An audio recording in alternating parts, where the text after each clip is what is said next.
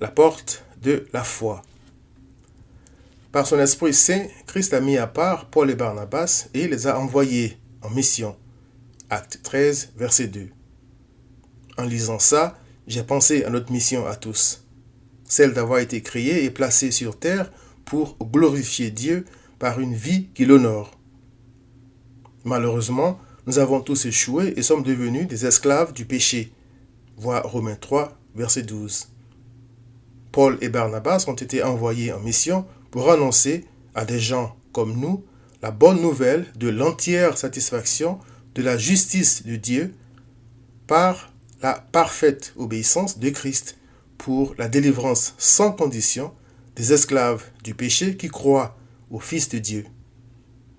Ils ont donc pris la route sachant très bien ce qui les attendait, car Paul avait déjà échappé à la mort à Damas, voir Acte 9, 23 à 24, pour avoir proclamé que Jésus était le Fils de Dieu, voir Acte 9, verset 20. Convaincus que Christ était avec eux, Matthieu 28, verset 20, Paul et Barnabas se sont embarqués pour cette mission. Christ, leur Seigneur et leur Dieu, Jean chapitre 20, verset 28, ne les a pas abandonnés quand ils se sont retrouvés dans l'ombre de la vallée de la mort. Psaume 23, verset 4. C'est-à-dire quand Paul a frôlé la mort à Lystre, ayant été lapidé, traîné hors de la ville et laissé pour mort. Acte 14, verset 19 à 20. Sans craindre pour leur vie, parce que fortifiés par Christ, Paul et Barnabas sont retournés dans les villes où ils avaient été insultés, chassés et lapidés. Acte 14, verset 21, pour encourager ceux que Christ y avait sauvés. Acte 14, verset 22.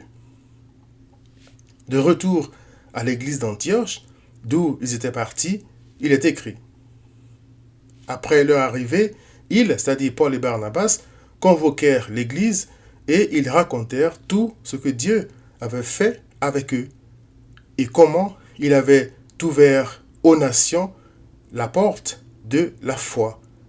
Acte 14, verset 27. Deux choses m'ont frappé dans ce verset. Premièrement, Paul et Barnabas ont raconté non pas leurs accomplissements au cours de cette difficile mission, mais ce que Dieu a fait avec eux, c'est-à-dire comment il les a fortifiés, délivrés et puissamment utilisés pour accomplir son œuvre. Deuxièmement, ils ont rendu gloire à Dieu seul pour avoir ouvert aux pécheurs la porte de la foi, c'est-à-dire d'abord la bouche de ses disciples pour annoncer sans crainte la bonne nouvelle de Jésus-Christ, seule source de la foi, selon Romains 10, verset 17. Ensuite, des cœurs de pécheurs pour qu'ils reçoivent Christ, comme il l'a fait pour Lydie, voir Acte 16, verset 14. Chers amis, sur la base de ce qu'ils ont vu et vécu, Paul et Barnabas ont témoigné que c'est par Dieu seul qu'un pécheur est en Christ. Voir 1 Corinthiens 1, verset 30. Car c'est lui qui ouvre la porte de la foi en Christ. C'est lui qui révèle son Fils à qui il veut.